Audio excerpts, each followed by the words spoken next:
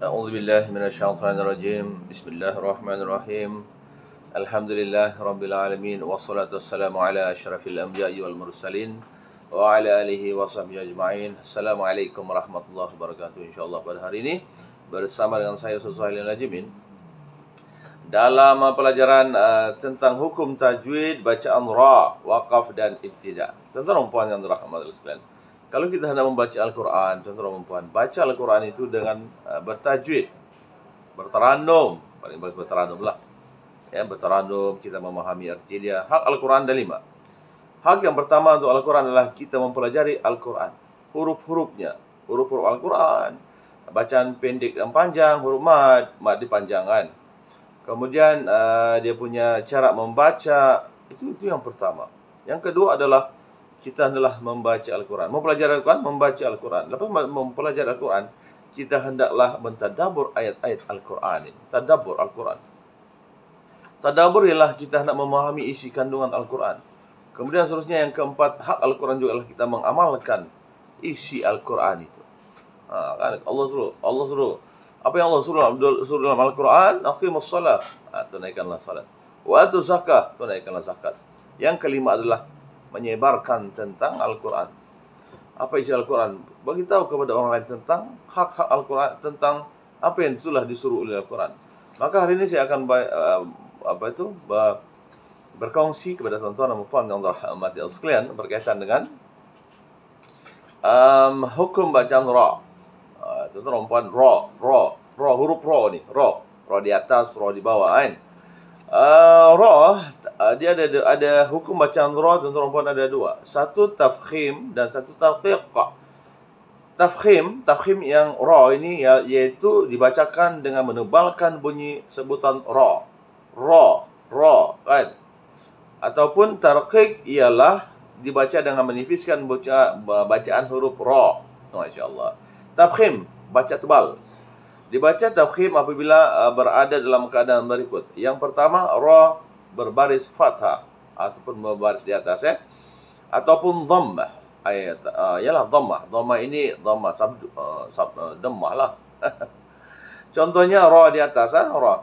A'udzubillahi minasyaitonirrajim. Wa idz qala rabbuka lil malaikati. Dalam surah Al-Baqarah ayat 30. Wa idz qala rabbuka lil malaikati, ataupun yang keduanya dhamma. Dalam surah Al-Baqarah ayat 50, wa antum tanzurun wa antum tanzurun wa antum tanzurun wa antum tanzurun wa antum tanzurun. Ada 3 untuk kita nak madhari dulu sukun tadi Jadi yang kedua adalah ra sakinah asli dan huruf sebelumnya berbaris fathah. Kalau kita nak tebalkan iaitu sakinah asli. Sakinah ni matilah, sakin ni kan mati. Dan huruf sebelumnya berbaris fathah ataupun dhammah. Ya Allah, macam mana baca ni kan? Ini contohlah. Ini contoh contoh. Saya akan baca contoh dia di sini. Tuan-tuan dan puan yang dirahmati, kalau kita nak belajar tajwid ini, tuan-tuan dan puan, kita akan macam itulah. Dalam surah Al-Mujadalah ayat yang 11. Yar,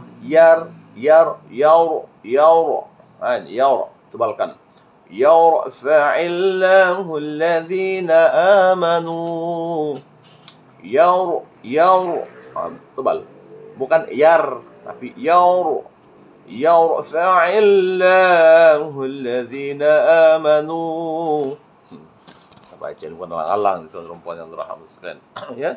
Kemudian sebelumnya dhammah dan selepasnya adalah mati. Contohnya dalam surah Al-Anfal ayat 29. Yaj'al lakum furqana tebal furqana, yang tadi tu yarfa'il kan. Kemudian yang ketiga, untuk mau ditakhfimkan, untuk supaya jadi bacaan tebal, huruf sebelumnya berbaris kasrah dan selepasnya Terdapat pula huruf istiqlaq, isti'la, berbaris bawah dalam satu kalimah. Contohnya, fi qirtasin falamasuh. Dalam surah Al-An'am ayat 7.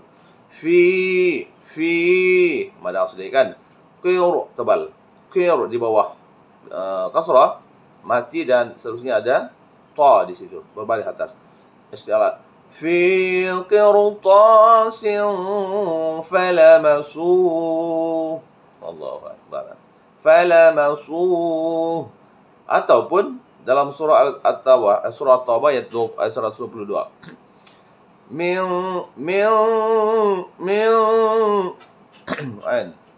nanti bersama huruf kaf, ikhfa ya. Min kulli firqatin minhum. Min kulli fir tebal.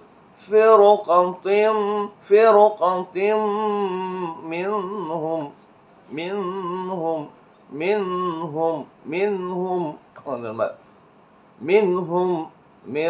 kulli firqatin minhum. Nah, gitulah ya. Yang keempat adalah ra sakinah, teman-teman, terletak di awal kalimah dan huruf sebelumnya hamzah wasal. Dalam contohnya bacaan dalam surah Al-Fajr ayat 28. Irji'i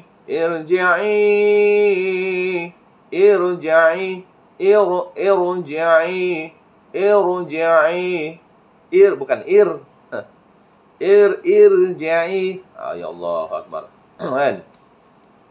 Contoh bukan irji'i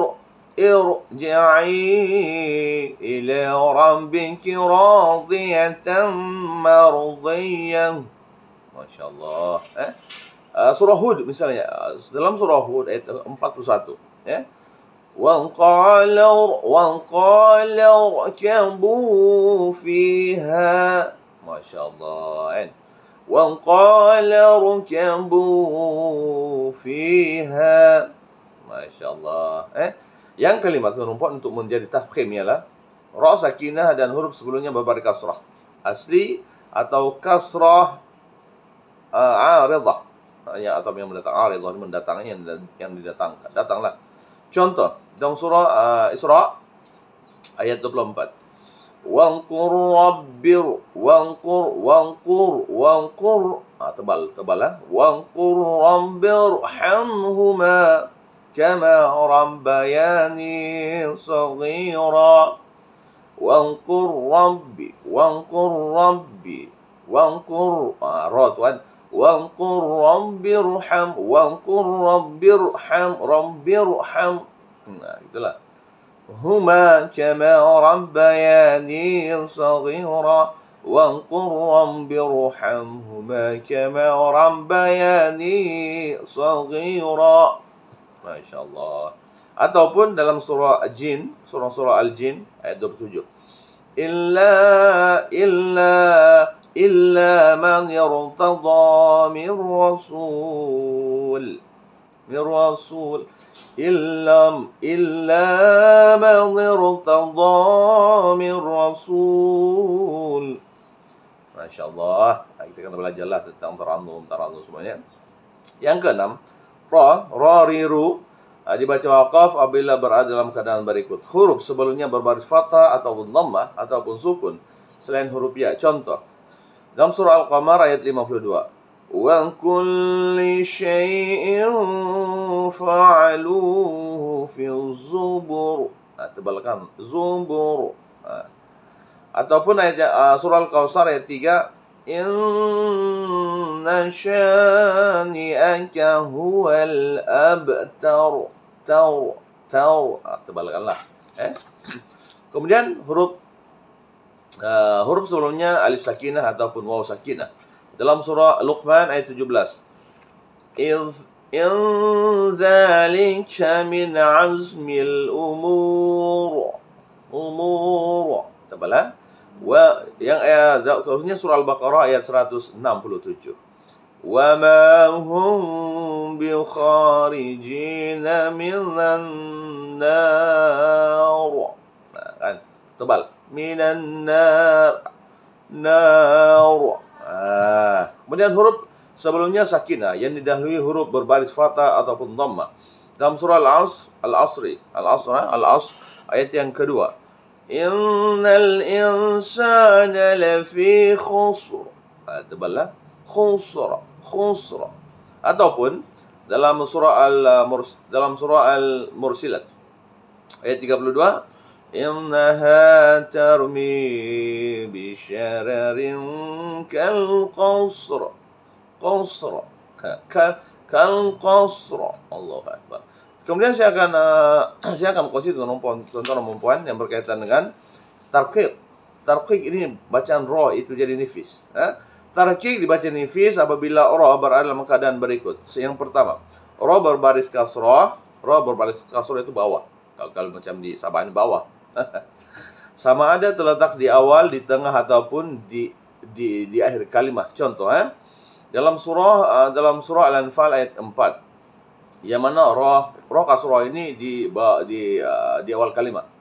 Wa maghfiratun wa rizqun karim.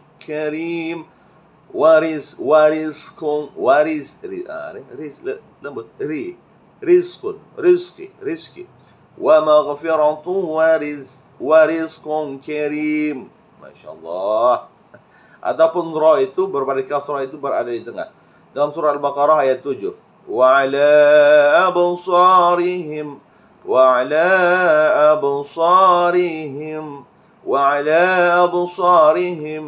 him. Sebenarnya kalau bacaan betul him itu bukannya tebal. Him. Penting him. Bukan him.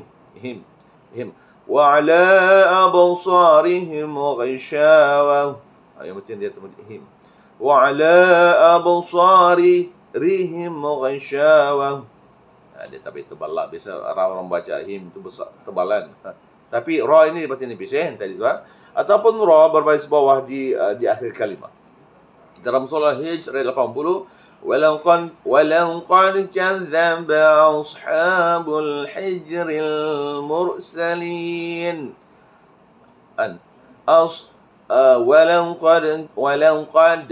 ولو قد كذب أصحاب الحجر المرسلين. Masyaallah. Yang kedua ra berbaris kasrah aridah, kasrah yang datanglah dalam dua kalimah yang dibaca secara wasal bersambung. Contohnya dalam surah Al-Muzammil ayat 8, wadhkurisma, zal dikan ku tu biasa ku, ris bawah, rambingka tabattal ilaihi tabtila. Yang di bawah tu wadhkurisma. Ataupun dalam surah Al-Baqarah ayat 155, wa basyiris sabirin. Masyaallah. Ataupun yang ketiga, ra sakinah dan huruf sebelumnya berbaris kasrah dan satu kalimat dan selepasnya tidak terdapat huruf isti'la. Huruf isti'la itu contohnya dalam surah Hud ayat 17, fala takum fi miryatin minhu. فلا تك في مرية منه dia begitulah. Ataupun dalam surah Al-Baqarah ayat 50, wa aghraqna ala fir'auna wa antum tanzurun. Dia macam madhar itu. Naik nampak bulat madhar sukun. Madhari disukun yang banyak dan dibaca bacaan bayati kan. Wa aghraqna ala fir'auna itu dia tidak dibaca panjang, tidak dibaca tebal. Bukan firu, itu firu, itu salah. Fir'auna wa antum tanzurun. Okey, yang keempat untuk bacaan nipis daripada surah ra ini ialah ra berbaris ra dan dibaca waqaf, dan huruf sebelumnya berbaris kasrah ataupun ya sakinah, ataupun huruf yang sakinah di dalam huruf berbaris kasrah. Contoh dalam surah At-Takatsur ayat 2, hatta zurhumul maqabir, hatta zurtumul maqabir. Masya Allah. Bir. Dia nifis lah. Ataupun dalam surah Al-Maidah, wallahu ala kulli syai'in qadir. Wallahu ala kulli syai'in qadir. Wallahu ala kulli syai'in qadir. Inilah nipis. Ataupun dalam surah Yunus ayat 81, qala Musa ma jitum bihi sihr. Kan?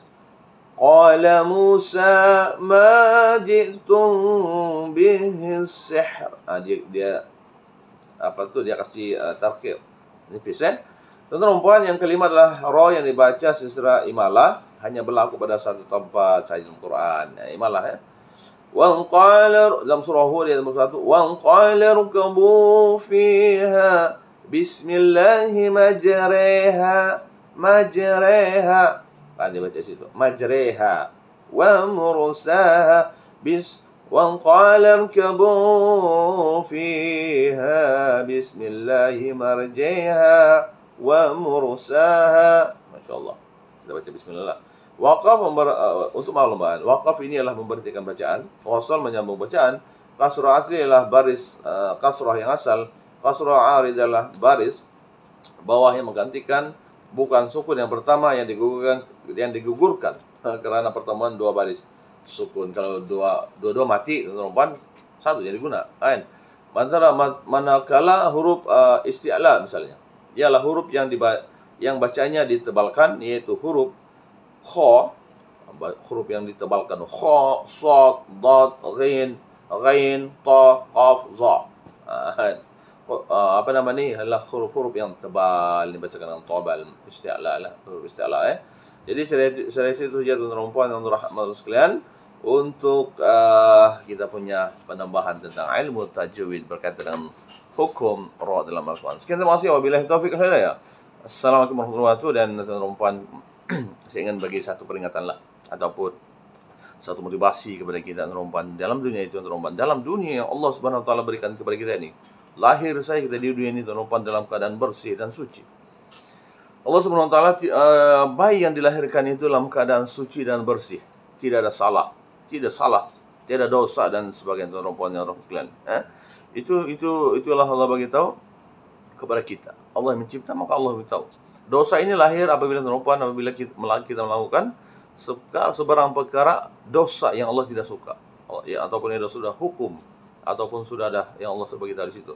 Dan pahala pula, tuan-tuan, Allah akan berikan pahala ini kepada mereka yang Allah sudah tentukan perbuatan yang baiknya. Contoh, kita baca Al-Quran dapat pahala kan. Kita contoh keadaan mengumpat yang dapat dosa. Memburuk-burukan orang mendapat dosa, maka buanglah perkara yang tidak baik ini, dan bersalah sangka dan sebagainya, itu tak baik. Kata Allah, inna zon, semua zon ini banyak yang salah, teman-teman yang dirahmati Allah sekalian. Masya Allah. Cobalah kita perbaiki diri kita. Allah SWT tidak akan mengubah kita itu, teman-teman, melainkan kita sendiri yang mengubah diri kita. Kita tidak tahu baca Al-Quran, kita kena rajin baca Al-Quran. Kita tidak tahu nak baca Al-Quran, kita cubalah untuk belajar Al-Quran, carilah guru-guru yang ada. InsyaAllah kita akan berjaya. Dan ingatlah, dalam agama Allah Subhanahu wa taala, dalam Islam, inna dina indallahi Islam, kata Allah Subhanahu wa taala. Inna dina indallahi Islam, agama aku yang aku ridha ini hanya Islam. Kemudian kita berkata, adakah Islam ini telah lahir ataupun telah lahir sejak Nabi Muhammad SAW? Maka teman-teman, Al-Quran telah menjawabnya di situ. Semua Nabi, kata Allah Subhanahu wa taala, semua Nabi dan para Rasul, teman-teman, adalah mengajak ke arah satu kalimat, la ilaha illallah, mentauhidkan Allah Subhanahu wa taala. Masa ini saya belajar di universitas bahwa semua para Nabi, dia mengajar kita tentang Allah itu wujud, Tuhan itu wujud, dan Allah itulah Tuhan kita, tuan-tuan dan puan yang dirahmati Allah sekalian. Alhamdulillah. Masya Allah kan. Dan kita di dunia, tuan-tuan dan puan, banyak sekali yang kita akan hadapi, banyak mihnah, banyak cabaran, dugaan. Maka hadapilah cabaran-cabaran itu. Kita tidak boleh lari daripada cabaran ini, dugaan ini. Kadang-kadang kita akan menghadapi sesuatu yang memang yang amat menyentuh perasaan kita, tapi kita akan hadapi. Itulah cabaran dan dugaan yang kita hadapi. Masya Allah. Maka hadapilah dia, mohonlah bantuan dengan daripada Allah Subhanahu Wa Taala. Ista'inu bis sabri was salah. Mohonlah kepada Allah Subhanahu Wa Taala dengan ista'in. Hendaklah kamu memohon kepada aku, kata Allah Subhanahu Wa Taala, dengan bis sabri, sabar. Sabar itu maksudnya lah kita melakukan perkara itu dengan ada teknik dan kaedahnya. Bukan kerana sabar kita dibelasa orang, kita tidak menyelat, tapi kita mencari teknik untuk menjadi hebat selepas itu. Itu namanya sabar. Sabar, berfikir positif dan melakukan teknik yang akan membawakan dia berjaya di dunia ini. Masya Allah. Dan seterusnya, tuan-tuan puan rahmat sekalian, bis salah. Salah, tuan-tuan puan, ialah kita berusaha kita mendekatkan diri kepada Allah Subhanahu Wa Taala. Macam mana, tuan-tuan, kita kenal Allah Subhanahu Wa Taala? Bukannya mudah, tuan-tuan. Dalam roh kita ini, Allah Subhanahu Wa Taala tidak akan lepaskan roh ini masuk dalam tubuh seorang bayi, melainkan Allah sudah bagi dia punya tes. Tes dia apa? Wahai roh, siapakah Tuhan kamu? Roh bagi tahu, bala, bahkan engkaulah Tuhanku. Lepas Allah akan letakkan roh itu ke dalam rahim seorang ibu. Maka tuan-tuan dan puan, yang akan menjadikan anak itu menjadi Islam, menjadi Muslim, apalagi menjadi mukmin, adalah kedua orang tuanya. Maka tuan-tuan dan puan, orang-orang tua kita ini hendaklah dalam diri kita ini ada kemampuan, ada seorang orang kita memahami Al-Quran, kita ada agama. Asasnya adalah la ilaha illallah. Sekarang kita la ilaha illallah Muhammad Rasulullah, Anda akan pasti berjaya. Dan tuan-tuan dan puan, pernah kita menghadapi sesuatu perkara, tuan-tuan, kita akan menghadapi satu perkara yang kita sendiri tidak dapat menyelesaikannya, melainkan, tuan-tuan dan puan, dengan adanya bantuan dari Allah Subhanahu Wa Taala. Allah uji kita, tuan-tuan dan puan, sampai kita hampir terduduk, hampir terduduk. Tapi itulah ujian biasa sebenarnya. Ujian yang paling hebat dihadapi adalah ujian para rasul dan para nabi. Rasulullah SAW berada di dunia ini, tuan-tuan dan puan, 2 bulan, tuan-tuan dan puan, 2 bulan berada dalam kandungan ibunya. Ayah Rasulullah SAW telah meninggal dunia. Masya Allah. 5 tahun ibunya pula meninggal dunia. Menjadilah Nabi Muhammad SAW sebagai seorang anak yang yatim dan piatu, dijaga oleh datunya Abdul Muttalib. Dan itu para rasul, dan itu rasul, manusia agung yang dipilih Allah Subhanahu Wa Taala, yang membimbing, membawa Al-Quran, membawa Islam ini, tuan-tuan, supaya kita sedar. Dan yang Rasulullah SAW terus banyak belajar, banyak belajar daripada ayahnya pula, daripada datunya Abdul Muttalib. Masya Allah. Kalau kita melihat kepada kisah kehidupan seorang rasul, Masya Allah, dan itulah yang kita hadapi. Dan apa yang kita hadapi sebenarnya pada zaman sekarang lah, sebenarnya sedikit sahaja berbanding dengan kehidupan para rasul dan para nabi, para anbiya wal mursalin.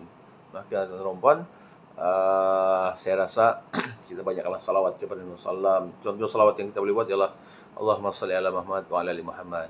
Allahumma salli ala Muhammad wa ala ali Muhammad. Allahumma salli ala Muhammad wa ala ali Muhammad. Banyakkan salawat. Ataupun kalau kita dapat salawat yang lain, contoh salawat tafrijiyah, Allahumma salli salatan kamilatan wa sallim salaman taman ala sayyidina Muhammadin alladhi tanhalu bil awqad wa tanfariju bil qurbat tuqda bil hawaij wa husnul khawatim yastasal ghamam bi usil karim wa ala alihi wa sahbihi kulli hamd lamhati wa nawasim bi adadi kulli ma'lumin lak. Ataupun salawat tib, Allahumma salli ala Muhammad tibbil qulubi wa dawaiha wa afiyatil asadi wa shifaiha wa nurul absari wa dhiyaiha wa ala alihi wa sahbihi wasallim. Allah, banyak salawat-salawat yang kita ada, dan beramallah dengan ayat dalam doa-doa al-masurat itu, insyaallah kita akan berjaya. Sebab itulah yang akan kita mendekatkan diri kepada Allah Subhanahu Wa Taala, itu yang kita perlu. Dan di dunia ini tuan-tuan juga kita tidak akan lepas daripada menggenggam kejayaan dan menggapai kegemilangan. Bila tuan-tuan, bila kita berada dalam telah menggapai kegemilangan misalnya, kejayaan misalnya, Masya Allah, maka kita seharusnya berada dalam keadaan bersyukur kepada Allah Subhanahu Wa Taala. Ya Allah, jadikanlah aku ini seorang yang bersyukur kepadamu ya Allah. Minta begitu misalnya kepada Allah Subhanahu Wa Taala, dan sentiasa mintalah kepada Allah Subhanahu Wa Taala, dan jangan lupa untuk mendoakan orang lain. Ya Allah, sesungguhnya orang di sekeliling sini Allah adalah orang-orang yang telah berjaya. Tambahkanlah segala kejayaan-kejayaan mereka ini dengan redha-Mu ya Allah. Mohon keridhaan Allah Subhanahu Wa Taala, ya. InsyaAllah kita akan jadi yang terbaik. Kemudian tuan-tuan dalam surah, saya ingat dalam surah bagaimana kita hendak mengubah diri kita supaya menjadi seorang pemotivasi yang bagus, motivasi kita lah. Al-Quran ini adalah motivasi. Dalam surah Ar-Ra'd misalnya, Ar-Ra'd ini adalah ayat yang paling saya suka.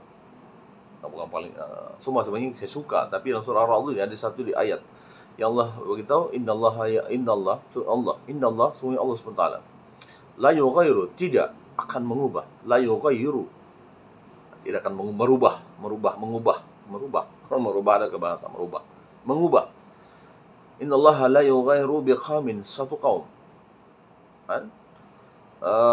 Biqaumin hatta yughayyiru ma bi anfusikum, sehinggalah dia berubah, sehingga dia mengubah dirinya sendiri. Melihat kepada ayat ini tuan-tuan, Allah tidak akan mengubah kita, melainkan kita diuji.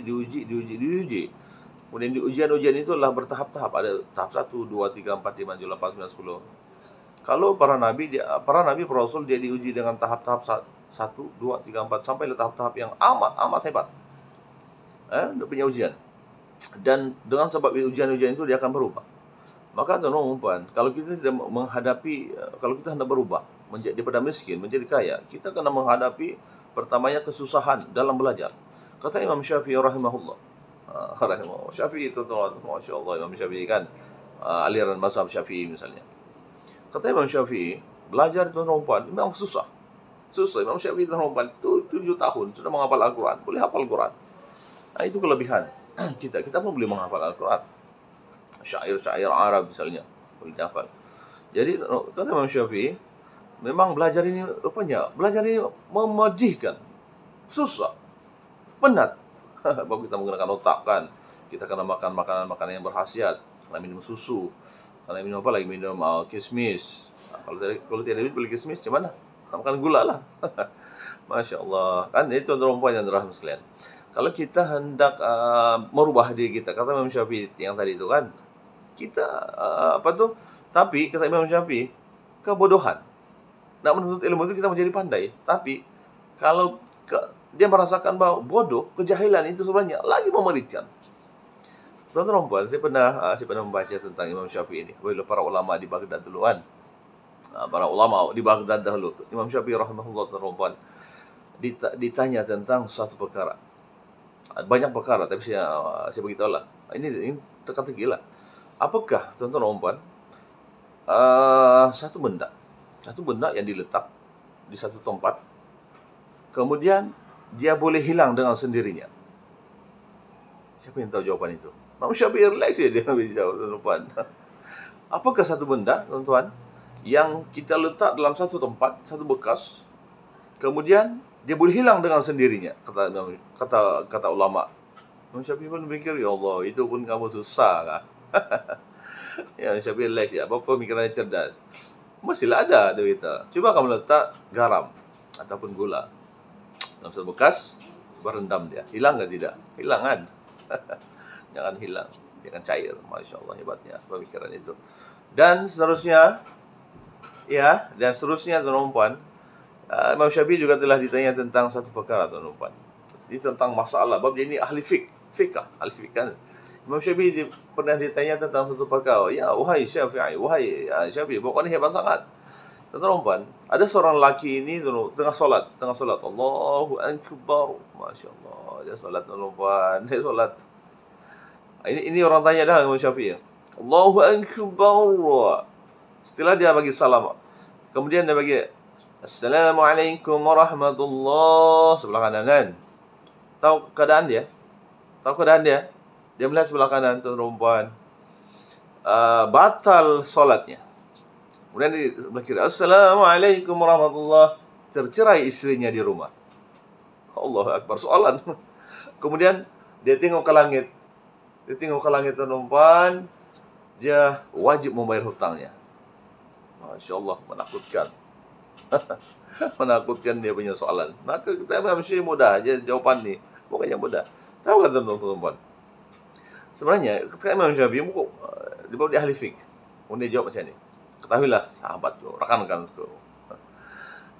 Apabila seorang solat Allahu Akbar, dia melihat di sebelah kanan itu dia terbatal solatnya kerana dia melihat najis di pakaiannya. Batal solat dia. Kata Imam Syafi'i rahimahullah. Apabila dia melihat di sebelah kiri, istrinya di rumah tercerai dengan sendirinya. Kenapa? Sebab yang dia lihat itu adalah suami kepada istri yang telah dikahwini di rumah. Tuan-tuan, ingat, orang yang telah berkahwin lama, yang sudah berkahwin, tiba-tiba ada orang berkahwin dengan istri yang ini, tetapi dia melihat bahwa tiba-tiba sudah lama hilang, tiba-tiba dia ada wujud, dia nampak, maka yang tersengaja salat ini tercerai dia punya istri. Itu kumfi. Kemudian bila dia melihat langit dan perempuan, dia wajib membayar apa tu? Masya Allah, hutangnya. Kerana tuan perempuan, bila kita berhutang tuan perempuan, setiap bulan dia akan ada satu tempo. Dia melihat, dia tengok bulan sabit di atas, rupa-rupanya dia kena wajib membayar dia punya hutang. Tuan perempuan, kata Imam Syafi'i, orang tengah solat ini, dia berhutang. Kemudian, bila dia berhutang tuan perempuan, kata Imam Syafi'i, dia melihat bahawa perjanjian dia adalah bulan. Okey, nanti bulan mengembang, nanti saya akan bayarlah. Kalau bulan depan saya akan bayar. Malah dia kena wajib membayar hutang itu. Masya Allah, hebatnya Imam Syafi'i. Kita ini siapalah. Jadi saya rasa dalam perkongsian hari ini kita belajar tentang hukum takhim, tarkik, ialah yang tebalan nipis, dan juga kita berceramah tentang ini, tentang keadaan-keadaan, insyaallah.